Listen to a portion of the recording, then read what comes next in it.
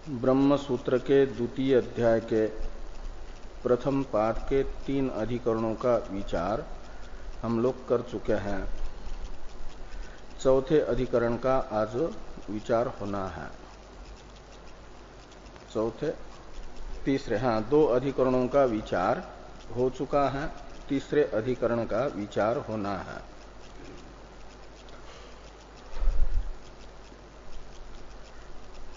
दो अधिकरणों में 3 सूत्र थे,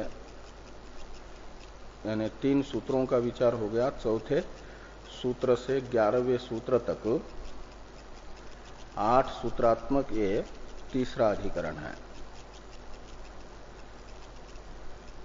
8 सूत्रों के व्याख्यान रूप भाष्य से भाष्यकार भगवान इस विलक्षणत्वाधिकरण के विस्तृत स्वरूप को विस्तार से बताएंगे। संक्षेप में इस अधिकरण का स्वरूप इस अधिकरण के अर्थ जिज्ञासुओं के बुद्धि में आ जाए, इस दृष्टि से भारती तीर्थ जी 2 श्लोकों में इस अधिकरण का संक्षिप्त स्वरूप बता रहे हैं। उन दोनों श्लोकों का प्रथम उच्चारण किया जाए, अर्थानुसंधान किया जाए, फिर भाष्य के अनुसार इस अधिकरण के विस्तृत स्वरूप का हम लोग विचार करेंगे। वैलक्षण्याख्यतर्केण बाध्यतेऽथ न बाध्यते, बाध्यते साम्यनियमात् कार्यकारणवस्तुनो मृद्घटादौ समत्वेपि दृष्टं वृश्चिककेशयोः स्वकारणेन वैषम्यं तर्काभासो न बाधकः।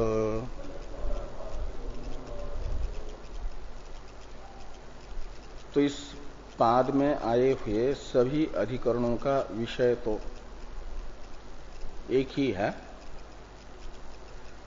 तो इस अधिकरण का भी वही विषय रहेगा जो पूर्ववर्ती 2 अधिकरणों का विषय था।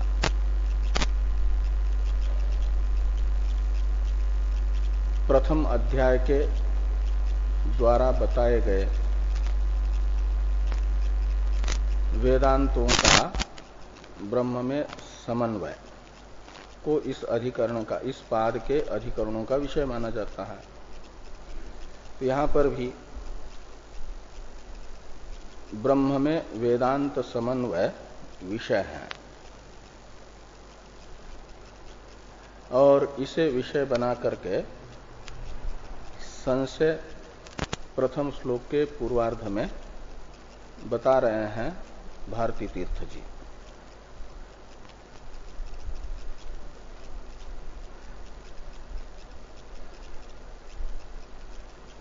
तो वेदांत समन्वय ये विषय है, ब्रह्म में वेदांत का समन्वय।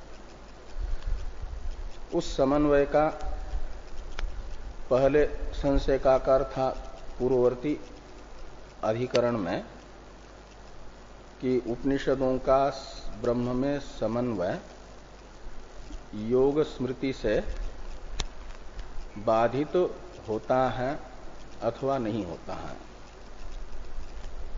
ये जो पूर्व अधिकरण में संशय का आकार था, उससे पूर्ववर्ती अधिकरण में भी ऐसा ही संशय था, खाली योग स्मृति के स्थान पर सांख्य स्मृति शब्द का प्रयोग था। बाकी सब वही का वही है कि ब्रह्म में वेदांत समन्वय सांख्य स्मृति से बाधित होता है अथवा नहीं होता है। ऐसे इस अधिकरण में भी स्मृति प्रमाण के स्थान पर तर्क प्रमाण को रखो तर्क है अनुमान। तो यहां पर ये वैलक्षण्याख्य तर्क का अर्थ है वैलक्षण्य हेतुक अनुमान। वैलक्षण्य है हेतु जिस अनुमान में वैलक्षण्याख्य तर्क यानी वैलक्षण्य नामक जो तर्क है यानी वैलक्षण्य हेतुक अनुमान है, उस अनुमान प्रमाण के साथ या उस अनुमान प्रमाण के द्वारा ब्रह्म में वेदांत समन्वय का बाध होता है अथवा नहीं होता है।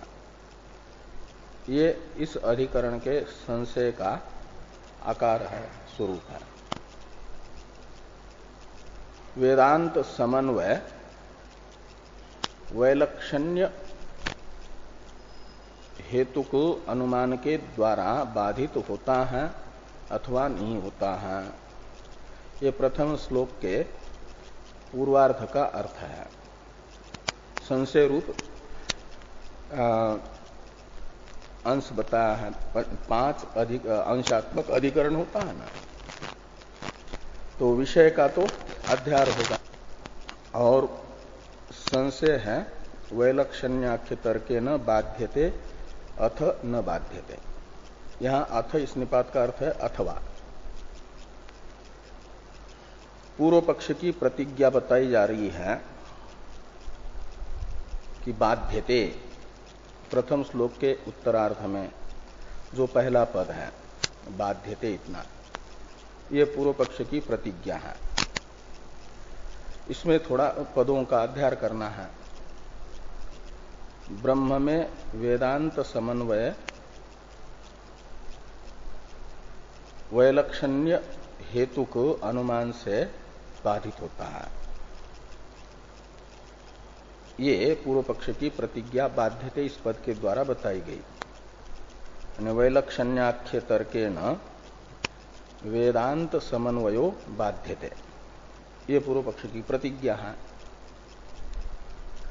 हेतु है कार्य कारण वस्तुनो हो साम्य नियमात्। ये पूर्व पक्ष की प्रतिज्ञा का साधक हेतु है। कार्यात्मक तथा कारणात्मक जो पदार्थ है, वस्तु का अर्थ पदार्थ, कार्य कारण, इन दो पदार्थों का परस्पर साम्य होना चाहिए। साम्य का नियम है यानी साम्य व्याप्ति है। का अर्थ है कि ये एक व्याप्ति पूर्व पक्षी इसके द्वारा बता रहे हैं कि ये कार्य कारणे ते परस्परम समाने, ऐसा जो कार्य कारण होंगे उनका परस्पर साम्य होगा, समानता रहेगी। एक व्याप्ति है, उसी व्याप्ति को यहां पर कार्य कारण वस्तुनो हो साम्य नियमात्, इन शब्दों से पूर्व पक्षियों ने बताया है।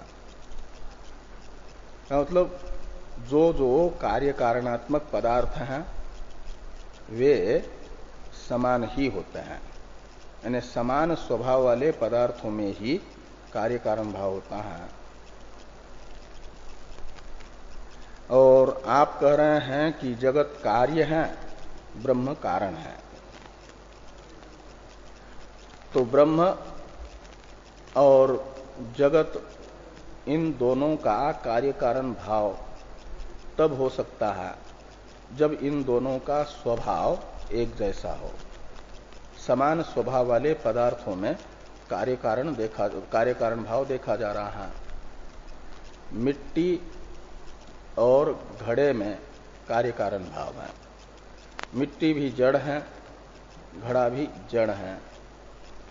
मिट्टी भी गंधवती है, उसका कार्य घड़ा भी गंध वाला है, समानता है। लाल तंतुओं से लाल ही पट रूपी कार्य उत्पन्न होता हुआ देखा जा रहा है, मतलब समान स्वभाव कार्य कारण होते हैं। तंतु और पट में भी समानत्व देखा गया है, समान स्वभावत्व देखा गया। तो पूर्व पक्षी ये कह रहे हैं कि जो भी कार्य कारण होंगे वे समान स्वभाव वाले होंगे। सामान्य यानी समता, समान स्वभावत्व कार्य कारण भाव का प्रयोजक है, व्यापक है। और ये नियम होता है कि बिना प्रयोजक के यानी व्यापक के प्रयोज्य नहीं रहता। कार्य कारण भाव का प्रयोजक यदि समान स्वभावत्व को माना जाएगा तो जगत और ब्रह्म में भी कार्य कारण भाव तभी हो पाएगा जब कार्य कारण भाव का प्रयोजक समान स्वभावत्व यानी साम्य देखने को मिलेगा। लेकिन जगत तो जड़ है और ब्रह्म चेतन है। जगत सावयव है, ब्रह्म निरवयव है। ऐसी कहीं एक विषमता ब्रह्म और जगत में है, इनका समान स्वभाव नहीं है। और वेदांत यही बता रहा है कि जगत का कारण ब्रह्म है। लेकिन अनुमान तो ये बताता है कि कार्य कारण भाव का प्रयोजक समान स्वभावत्व होता है, साम्य होता है। और जगत और ब्रह्म में कोई समानता प्रतीत नहीं हो रही है। तो अचेतन जगत चेतन निरवय ब्रह्म का कार्य नहीं हो सकता, ये पूर्व पक्षी कह रहा है। यानी ब्रह्म तथा जगत में कार्य कारण भाव नहीं हो सकता वैलक्षण्य होने से। तो ये पूर्व पक्षी एक प्रकार से प्रतिज्ञा कर रहा है, अनुमान बता रहे हैं कि अचेतनात् ब्रह्मणो अचेतनम जगत चेतनात् ब्रह्मणो न जायते, ये पूर्व पक्ष की प्रतिज्ञा है। अचेतन जगत चेतन ब्रह्म से उत्पन्न नहीं हो सकता। क्यों? तो वैषम्यात्, वैषम्य हेतु है, यह अनुमान है।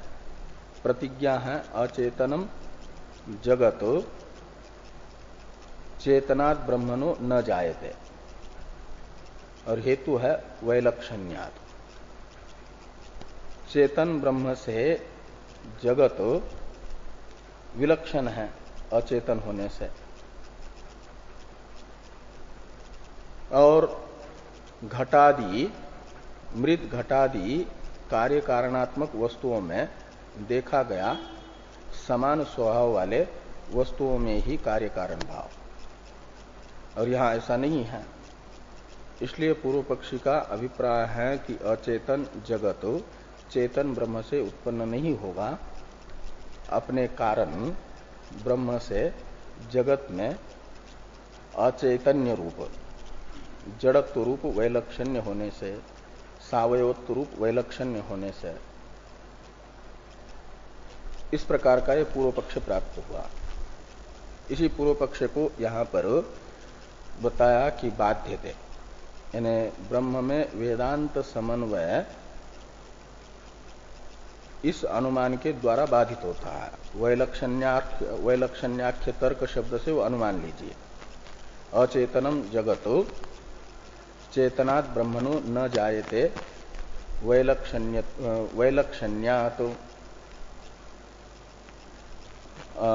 मृत घटादो साम्य दर्शनात्, ऐसे ये सब हेतु दिखाइए।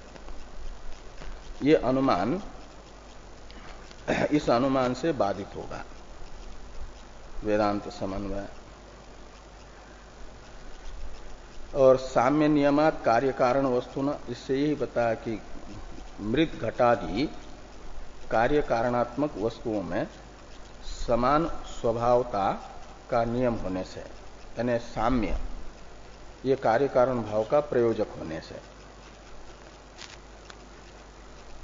अब पूर्व पक्षी ने जो व्याप्ति बताई है कि कार्य कारण भाव समान स्वभाव वाले वस्तुओं में ही होगा,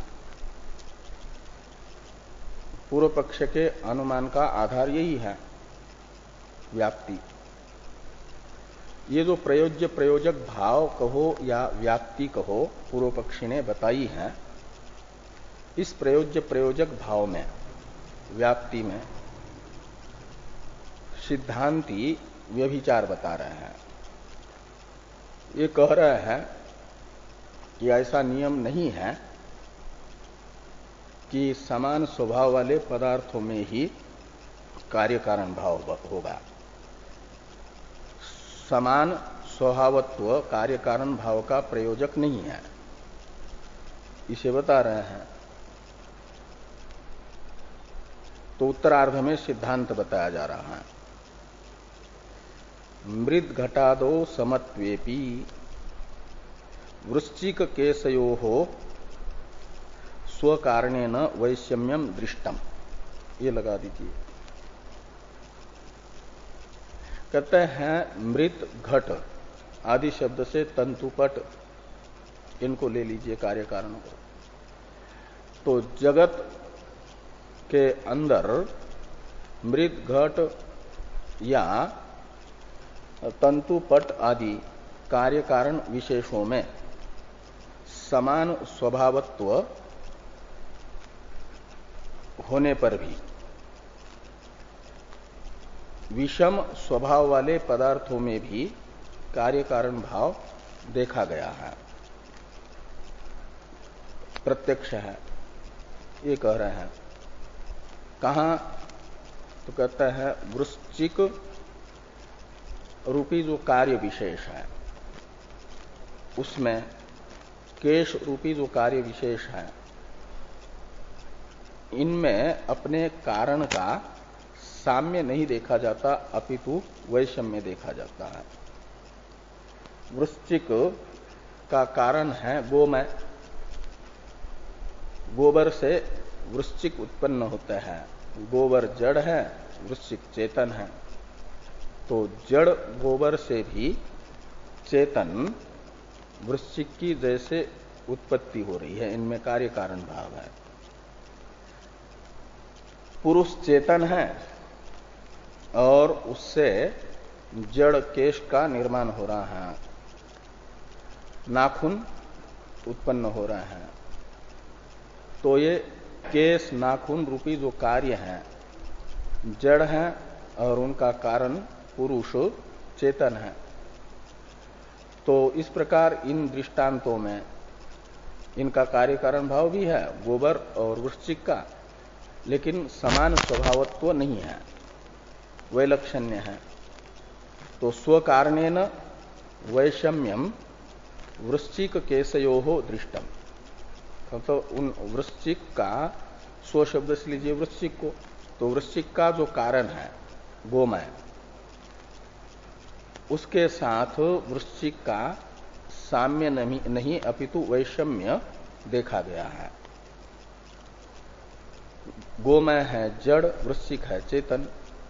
ऐसे केश रूपी कार्य का भी अपने कारण पुरुष के साथ वैषम्य देखा गया। केश में जड़त्व है, पुरुष में चेतनत्व है। नाखून में जड़त्व है, पुरुष में चेतनत्व है।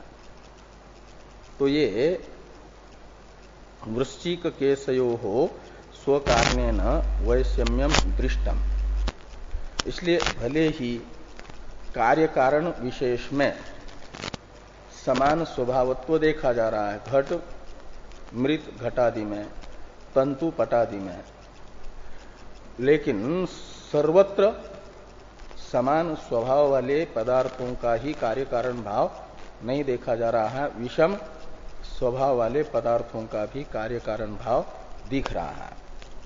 इसलिए कार्य कारण भाव का प्रयोजक समान स्वभावत्व को नहीं माना जा सकता। जो जो समान स्वभाव वाले हैं उन्हीं में कार्य कारण भाव होगा, ये नहीं कहा जा सकता। कार्य कारण समान स्वभाव वाला ही होगा, ये व्याप्ति व्यभिचरित है। उसी का व्यभिचार यहां तक बताया, स्वकारणेन वैषम्यम तक।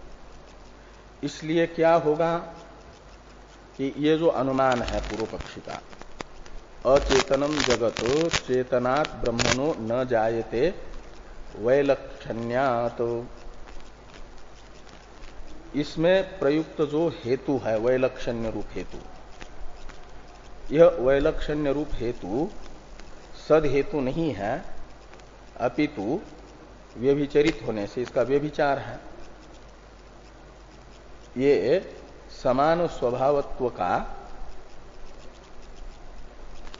व्यभिचारी है। क्या नाम, कार्य कारण भाव विषम स्वभाव वाले में भी देखा जा रहा है। इसलिए अतः ये वैलक्षण्य रूप जो हेतु है वह हेत्वाभास है, तर्काभास इसको कहा जाता है, यानी अनुमानाभास कहा जाएगा। वैलक्षण्य हेतुक अनुमान को अनुमान प्रमाण न कह करके अनुमानाभास, प्रमाणाभास, तर्काभास कहा जाएगा। हाँ, दुष्ट हेतु है। तो तर्काभासो न बाधक, इसलिए ये जो तर्काभास है यानी अनुमानाभास है, अचेतनम जगत चेतनात् ब्रह्मणो न जायते वैलक्षण्यात्, इस अनुमान को कहा जा रहा है तर्काभास। और ये जो तर्काभास है वेदांत समन्वय का बाधक नहीं हो सकता। इससे वेदांत का ब्रह्म में बताया गया समन्वय बाधित नहीं हो सकता। का अर्थ हुआ वेदांत ने जो ब्रह्म तथा जगत का कार्य कारण भाव बताया है वह पूर्व पक्षी के इस अनुमानाभास से बाधित नहीं होगा, ये सिद्धांत है। तर्काभासो न बाधक, इससे बताया गया। वेदांत प्रमाण के द्वारा बताया गया ब्रह्म और जगत का कार्य कारण भाव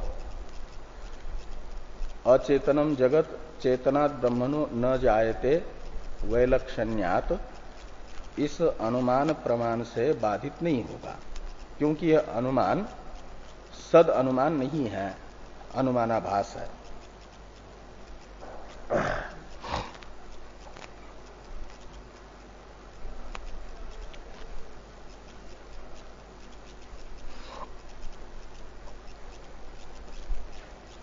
इस प्रकार ये अधिकरण सार का विचार होता है। अब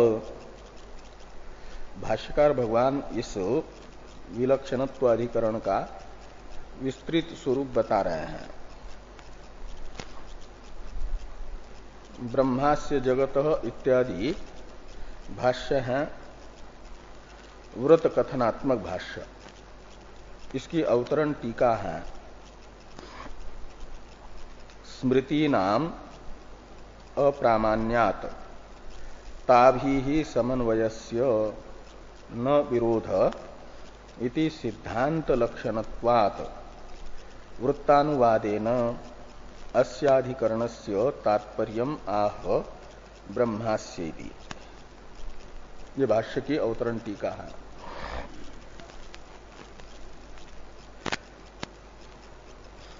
तो पूर्व में जो दो अधिकरण हुए उन अधिकरणों के द्वारा ये बताया गया कि सांख्य स्मृति, योग स्मृति तथा अन्य जो स्मृतियां हैं, परमाणु को जगत का कारण बताने वाली वैशेषिक स्मृत्यादि, इनका जगत कारण अंश में अप्रामाण्य है। अष्टांग योगादि में भले ही योग स्मृति प्रमाण बने, लेकिन जगत का कारण प्रधान है और प्रधान का कार्य महत्त्वादि है। इस अंश में तो योग स्मृति भी अप्रमाण है सांख्य स्मृति के तरह ही, क्योंकि प्रत्यक्ष वेद विरुद्ध है।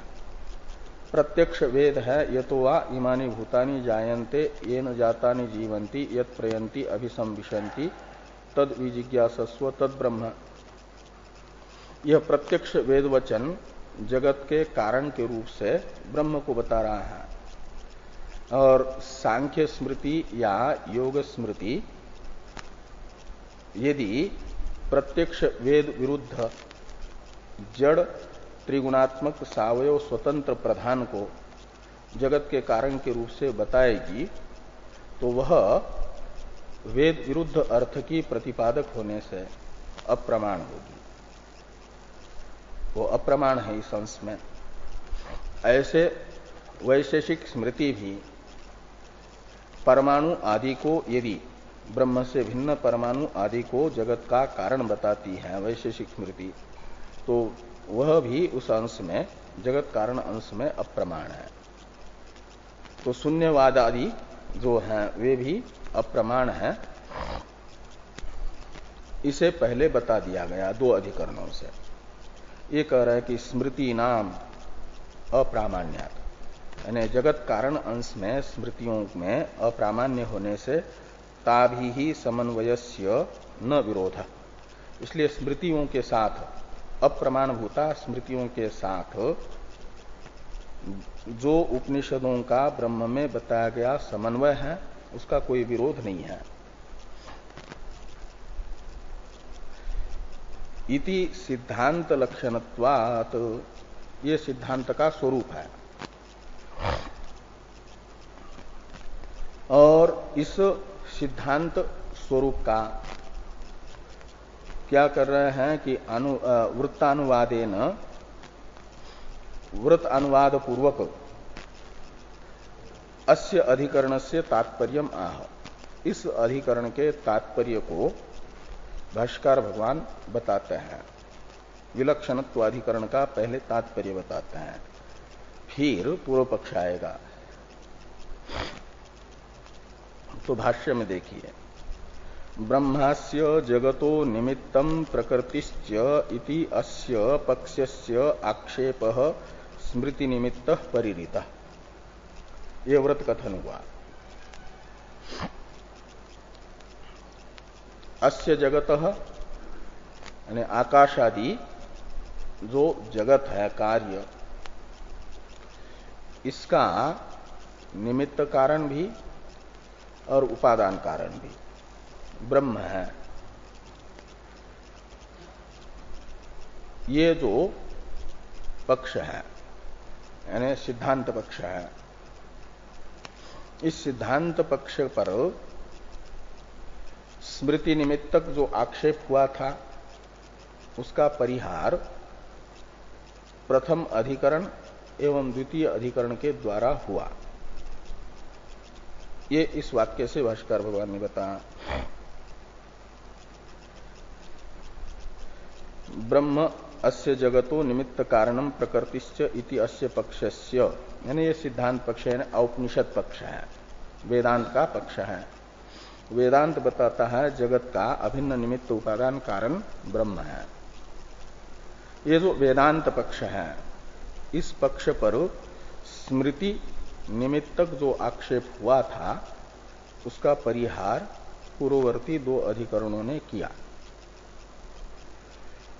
अब तर्क निमित्त इत्यादि से बताया जा रहा है कि ये जो वर्तमान अधिकरण है और आगे आने वाले अधिकरण हैं, इनके द्वारा क्या किया जा रहा है, तो कहते तर्क निमित्त, तर्क रूप प्रमाण के साथ, स्मृति प्रमाण के साथ वेदांत समन्वय के विरोध का परिहार हो गया।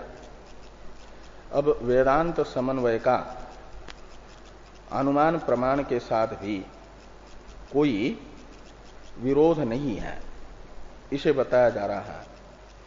और आपाततः जिन अनुमानों के साथ विरोध प्रतीत होता है वे अनुमान स्वयं ही अपने आप में प्रमाण नहीं है, प्रमाणाभास है, ये दिखाया जाएगा।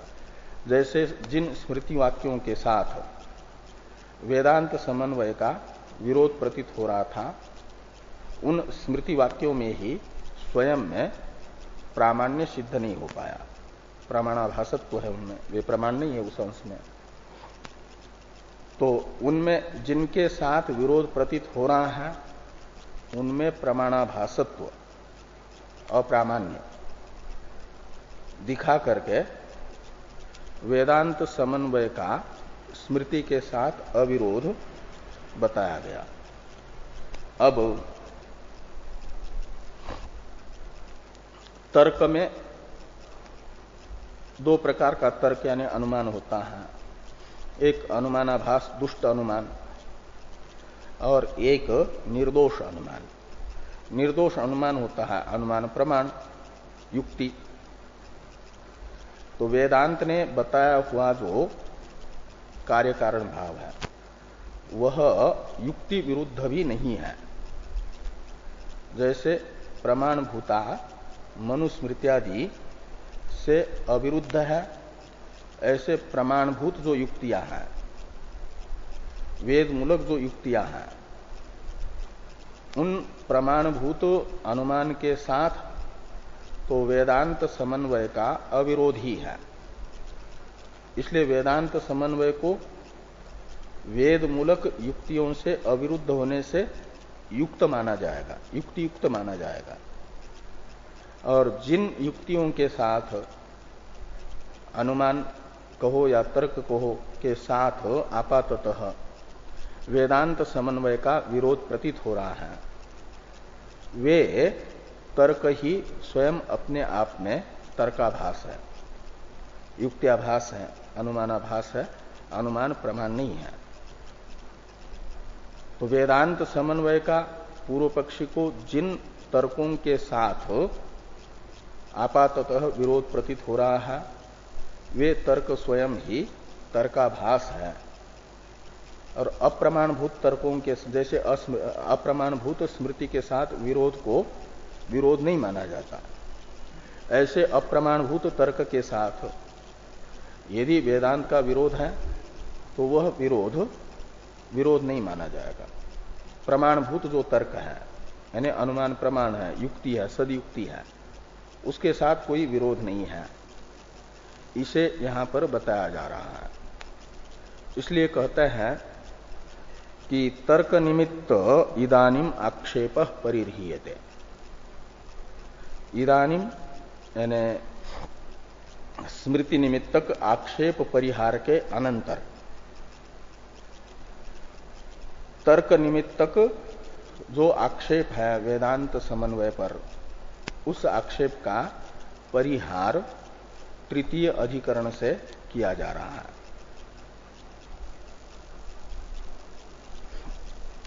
अब कुतः पुनः अस्मिन् अवधारिते इत्यादि भाष्यवाक्य की अवतरण टीका है पूर्व पक्षम अक्षिपति इत्यादि से। तो एक पूर्व पक्षम अक्षिपति कुतः पुनः इति, इस अधिकरण का जो पूर्व पक्ष है उस पर आक्षेप कर रहा है, का मतलब यह बताया जा रहा है कि पूर्व पक्ष बन नहीं पाएगा। वेदांत समन्वय तर्क से बाधित होता है, ये पूर्व पक्ष है ना। तर्क प्रमाण यानी अनुमान प्रमाण से, युक्ति से ब्रह्म में बताया गया वेदांतों का समन्वय बाधित होता है, इत्याकारक जो इस अधिकरण का पूर्व पक्ष है। यह पूर्व पक्ष बन नहीं सकता, ये पहले कहा जा रहा है। पूर्व पक्ष पर आक्षेप, फिर उस आक्षेप का परिहार पूर्व पक्षी करेंगे और फिर पूर्व पक्ष की स्थापना होगी और फिर जाकर के पूर्व पक्ष जब स्थापित किया जाएगा तो उसका परिहार सिद्धांति करेंगे।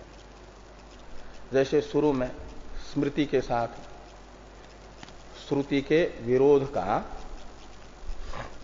की उपस्थिति होने पर स्मृति को ही अप्रमाण मानना चाहिए, तो स्मृति के साथ विरोध होने से श्रुति में अप्रामाण्य की आपत्ति का आक्षेप कैसे हो रहा है। ये प्रथम अधिकरण में इस अध्याय के प्रथम पाद के प्रथम अधिकरण के पूर्व पक्ष का भी आक्षेप किया था ना, और फिर उस आक्षेप का परिहार करके पूर्व पक्ष हो सकता है ये बताया गया था मंदमतियों के प्रति। ऐसे यहां पर भी पहले पूर्व पक्ष का आक्षेप करके पूर्व पक्ष के द्वारा फिर उस आक्षेप का परिहार होगा, और ये इतनी चर्चा पूर्व पक्ष से बहिर्भूत होगी। और जब पूर्व पक्षी पर किए गए आक्षेप का परिहार पूर्व पक्षी करेगा, ये बताएगा कि पूर्व पक्ष बन सकता है, तो फिर अपना पक्ष स्थापित करेगा पूर्व पक्षी। पहले कुछ पंक्तियों के द्वारा यही पूर्व पक्ष पर आक्षेप तथा उसका समाधान ये आ रहा है, कुतः पुनः इत्यादि से। इसलिए सिद्धांत टीका में टीकाकार ने कहा पूर्व पक्षम आक्षिपति कुतः पुनरिति। भाष्य में देखिए, कुतः पुनः अस्मिन् अवधारिते आगमार्थे तर्क निमित्तस्य आक्षेपस्य अवकाशः। तो कहते हैं कि ये जो आगमार्थ है, आगम यानी वेद, ये तो वा इमानि भूतानि जानते इत्यादि वेद वचन है, जगत के कारण के रूप से ब्रह्म को बताने वाले वेद वचन है आगम। और आगमार्थ हुआ जगत का अभिन्न निमित्त उपादान कारण ब्रह्म है, यह है आगमार्थ। इसलिए अस्मिन् अवधारिते आगमार्थे का अर्थ हुआ आकाशादि जगत का अभिन्न निमित्त कारण ब्रह्म है इत्याकारक जो निश्चित वेदार्थ है, इस पर आक्षेप तर्क निमित्तक कैसे होगा। तो तर्क निमित्त से आक्षेपस्य अवकाश कुतः। तो तर्क निमित्तक ये वेदार्थ पर तर्क निमित्तक आक्षेप नहीं किया जा सकता। कुतः शब्द आक्षेपार्थ में है, का मतलब ये तर्क को आधार बना करके इस वेदार्थ पर आक्षेप नहीं कर सकते। क्यों कि वेदार्थ है जगत का कारण अभिन्न निमित्त उपादान कारण ब्रह्म है। वह ब्रह्म यदि तर्क का विषय बने तब तो यानी किसी भी प्रमाण का परस्पर विरोध प्रमाणों का कब होता है कि एक विषय में दो प्रमाण उपस्थित हो जाए और वे आपस एक दूसरे से उस वस्तु का विरोधी अर्थ बता दें, विरोधी स्वरूप बता दें। एक ही अर्थ का परस्पर विरोधी स्वरूप बताने वाले दो प्रमाण यदि उपस्थित हो जाए तो उनका आपस में विरोध हो सकता है प्रमाणों का। लेकिन यहां पर तो विषय है ब्रह्म और वह तो वेदैक गोचर है, यानी पूर्व पक्ष पर आक्षेप करने वाले जो हैं सिद्धांति के अनुयायी, वो एक उनके मन में ये निर्धारित है कि जो वेदार्थ है ब्रह्म वह तो वेदैक गोचर है, तर्क का विषय नहीं है। और तर्क का विषय जो नहीं है तर्क प्रमाण का, वह वेदांत का विषय है। तो वेदांत प्रमाण और तर्क प्रमाण ये दोनों एक विषय में उपस्थित ही नहीं हो पाएंगे। एक विषय में यानी ब्रह्म रूपी एक विषय में तर्क की गति ही नहीं है, तो विरोध कैसे है फिर तर्क के साथ, तो आक्षेप कैसे किया जाएगा तर्क निमित्त। ये पूर्व पक्षी पर आक्षेप करने वाले सिद्धांति का अभिप्राय है। उस अभिप्राय को स्पष्ट करने के लिए आगे वाला वाक्य भाष्कर भगवान लिखते हैं, ननु इत्यादि। ननु इत्यादि भाष्य वाक्य की अवतरण टीका है। अनवकाशे हेतुम आह ननु धर्म इव इति, यानी तर्क का वेदार्थ जो ब्रह्म है उसमें अवकाश नहीं है, उसका प्रवेश नहीं है वहां पर, इसे दिखाने के लिए हेतु बता रहे हैं। अनवकाश यानी तर्क के ब्रह्म रूपी वेदार्थ में अनवकाश का हेतु ननु इत्यादि से सिद्धांती बताते हैं कि ननु धर्म इव ब्रह्मणि अपि अनपेक्ष आगमो भवितुम अर्हति। तो कहते हैं जैसे धर्माधर्म के स्वरूप का निर्धारण करने के लिए सांख्यादि भी मानते हैं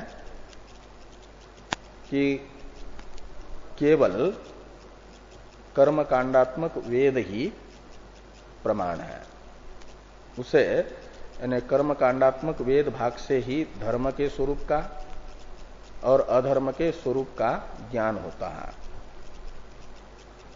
उसे सांख्यादि स्मृतियां नहीं बताती। तो धर्म स्वरूप का निर्धारण में जैसे वेद स्वतंत्र है, उसे किसी प्रमाणांतर की आवश्यकता नहीं है। प्रमाणांतर निरपेक्ष कर्मकांडात्मक वेद धर्माधर्म का जैसे ज्ञापक है, तो सिद्धांती कहते हैं ब्रह्म का भी ज्ञापक ज्ञान कांडात्मक जो वेद है, वेदांत है, वह अपने विषय ब्रह्म का प्रतिपादन करने के लिए किसी प्रमाणांतर की अपेक्षा नहीं करेगा। हाँ, तो जैसे धर्म और अधर्म के स्वरूप में कर्म कांडात्मक वेद स्वतः प्रमाण है, उसे किसी प्रमाणांतर से संवादित होने की आवश्यकता नहीं है। ऐसे ब्रह्म का निरूपण करने के लिए भी ज्ञान कांडात्मक वेद का विषयभूत जो ब्रह्म, उसका ज्ञापन करते समय वेद को किसी प्रमाणांतर के संवाद की अपेक्षा नहीं है। अनपेक्षित वेद ब्रह्म में भी प्रमाण होगा। तो फिर ब्रह्म जैसे धर्म केवल कर्मकांडात्मक वेद भाग रूपी प्रमाण का ही विषय है, अन्य प्रमाण का धर्म स्वरूप में प्रवेश नहीं है। न स्मृति न तर्कादि, प्रत्यक्षादि कोई प्रमाण नहीं, वेद ही प्रमाण है। ऐसे ये जो ब्रह्म है ज्ञान कांड का विषय, सिद्धांति कह रहे हैं उस ज्ञान कांड के विषय ब्रह्म में भी ज्ञान कांडात्मक वेद स्वतंत्र प्रमाण है, उसका अलग ज्ञान कांड के विषयभूत ब्रह्म का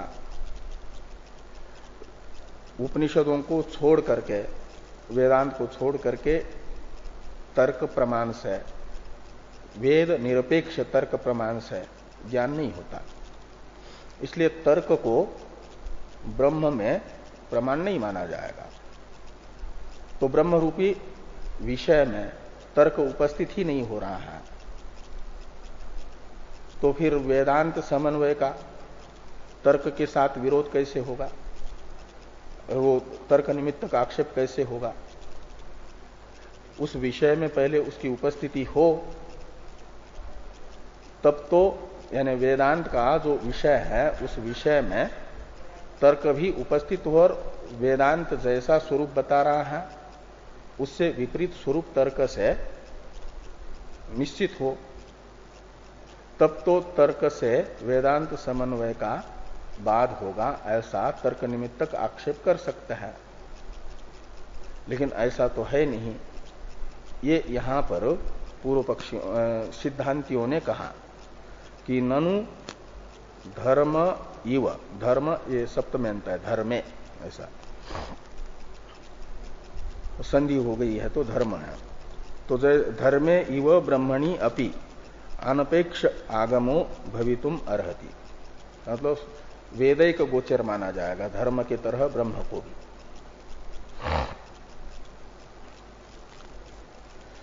इस वाक्य का थोड़ा अर्थ बता रहे हैं टीकाकार। मानांतर अनपेक्षे वेदैक समधिगम्ये ब्रह्मणि अनुमानात्मक तर्कस्य अप्रवेश, ये धर्म इव ब्रह्मणि अनपेक्ष आगमो भवितुम अर्हति, इस वाक्य का अभिप्रेत अर्थ ये है कि मानांतर अनपेक्ष, मानांतर शब्द से लेना वेदांत प्रमाण से अतिरिक्त प्रत्यक्षादि प्रमाण, उसमें मानांतर प्रत्यक्षादि में फिर तर्क भी आ गया। तो तर्क प्रमाण से अनपेक्ष जो वेद हैं और उस वेदैक गम्य समधिगम्य यानी केवल वेदांत प्रमाण से अवगत होने वाला औपनिषद जो ब्रह्म है, मानांतर अनपेक्ष वेदैक समधिगम्य जो ब्रह्म, उसमें अनुमानात्मक तर्क का प्रवेश नहीं है, यानी तर्क उपस्थित नहीं होता। तर्क ब्रह्म का ज्ञापक नहीं हो सकता, ब्रह्म को विषय नहीं बना सकता। तेन आक्षेपस्य अनवकाशो भिन्न विषयत्वात् तर्क वेदयोः इत्यर्थ। तो तेन यानी तर्कस्य ब्रह्मणि अप्रवेशेन, ब्रह्म में तर्क का प्रवेश न होने से तर्क निमित्तक जो आक्षेप है उसका अवकाश नहीं है, अनवकाश है। क्यों कहते भिन्न विषयत्वात्, तर्क का विषय ब्रह्म है नहीं और वेदांत का विषय ब्रह्म है, इसलिए ये भिन्न विषयक प्रमाण होने से तर्क निमित्तक आक्षेप वेदांत समन्वय पर हो नहीं सकता। ये पूर्व पक्ष पर आक्षेप हुआ कि तेन आक्षेपस्य अनवकाशो भिन्न विषयत्वात् तर्क वेदयोः इत्यर्थ।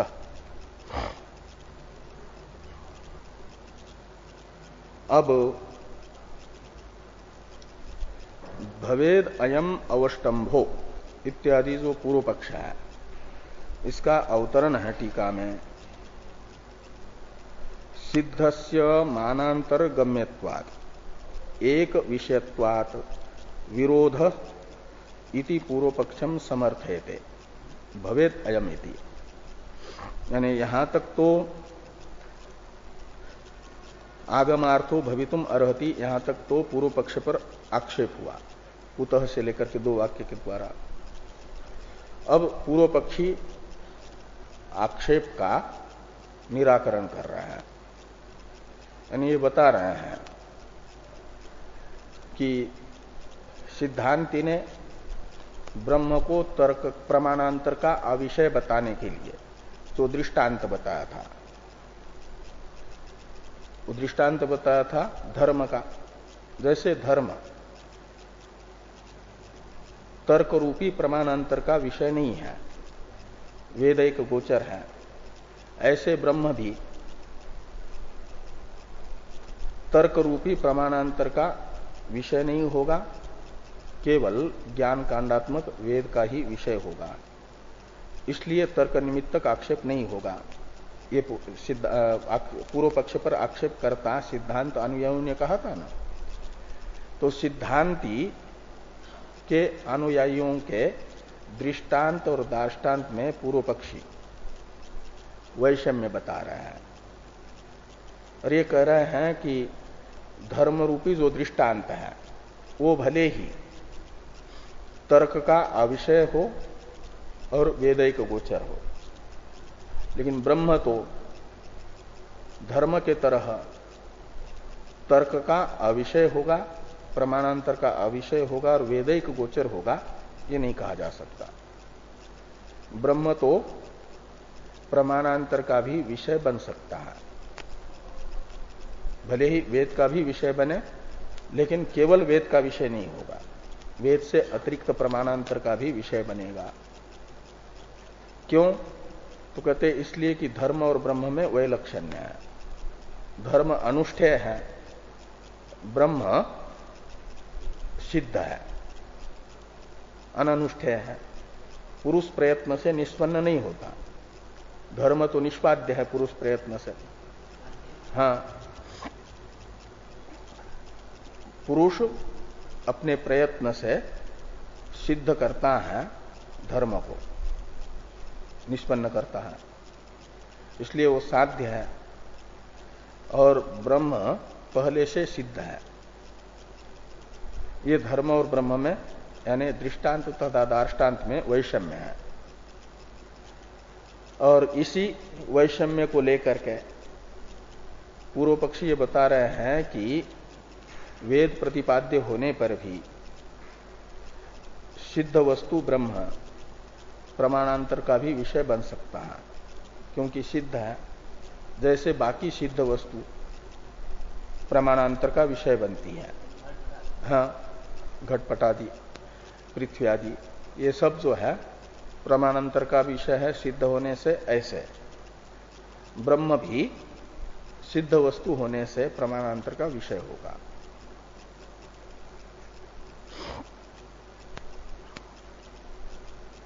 इसलिए भवेद अयम अवष्टंभ इत्यादि के अवतरण में टीकाकार पूर्व पक्ष के अभिप्राय को स्पष्ट करते हुए अवतरण लिखते हैं कि सिद्धस्य मानांतर गम्यत्वात् एक विषयत्वात् विरोध इति पूर्व पक्षम समर्थयते। जो सिद्ध वस्तु है वह मानांतर यानी शब्द प्रमाण से अतिरिक्त प्रत्यक्षादि प्रमाण का भी विषय बनेगी। इसलिए शब्द प्रमाण से अतिरिक्त जो प्रत्यक्षादि प्रमाण है, जिन प्रमाणों का वह विषय बनेगी सिद्ध वस्तु, तो सिद्ध वस्तु शब्द प्रमाण का भी विषय बनी, वेद का भी, और प्रत्यक्षादि प्रमाणों में से जिस प्रमाण का विषय बनेगी उसका भी विषय बनी। तो सिद्ध वस्तु ब्रह्म के विषय में दो प्रमाण हो गए, शब्दात्मक वेद भी और प्रत्यक्षादि प्रमाणों में से जिस प्रमाण का विषय बन रही है। तो प्रत्यक्षादि प्रमाणों में से तर्क प्रमाण का भी विषय बनेगी सिद्ध वस्तु होने से। तो जैसे परोतो वन्यमान धूमात इत्यादि में वन्ही सिद्ध है, पर्वत में वन्य है सिद्ध वस्तु, वह तर्क का विषय बनी। ऐसे ब्रह्म भी सिद्ध वस्तु है, तर्क का विषय बन सकता है। तो तर्क प्रमाण भी उसके विषय में उपस्थित हुआ और अनुमान प्रमाण भी उपस्थित हुआ। तो एक सिद्ध वस्तु ब्रह्म के विषय में दो प्रमाण उपस्थित होने से वे दो प्रमाण यदि ब्रह्म का एक ही स्वरूप बता दें तब तो चल जाएगा, कोई अविरोध न होकर के उनमें संवाद ही होगा। विसंवाद होगा तब जब दोनों परस्पर विरोधी स्वरूप बता दे। तो तर्क तो बताएगा कि कार्य कारण भाव समान स्वभाव वाले वस्तु में होता है, और वेदांत बता रहा है कि विषम स्वभाव वाला जगत और ब्रह्म इनका कार्य कारण भाव। इसलिए तर्क प्रमाण और वेदांत समन्वय इनका परस्पर विरोध उपस्थित होगा। विरोध होने से तर्क निमित्तक आक्षेप किया जा सकता है, ये पूर्व पक्षी बताने जा रहे हैं। इसलिए कहा कि सिद्धस्य मानांतर गम्यत्वात्, जो सिद्ध वस्तु हैं अननुष्ठेय हैं, वह शब्द प्रमाण से अतिरिक्त प्रत्यक्षादि प्रमाण का भी विषय होने से एक विषयत्वात्, सिद्ध वस्तु ब्रह्म रूपी एक वस्तु विषय को वेदांत भी हुआ और तर्क प्रमाण भी हुआ। ये दोनों एक विषय होने से विरोध यानी तर्क के साथ वेदांत समन्वय का विरोध हो सकता है, ये पूर्व पक्ष का अभिप्राय है। इस अभिप्राय से पूर्व पक्ष इस अधिकरण का आ रहा है भवेदयम इत्यादि से। इस पर चर्चा हम लोग कल करते हैं।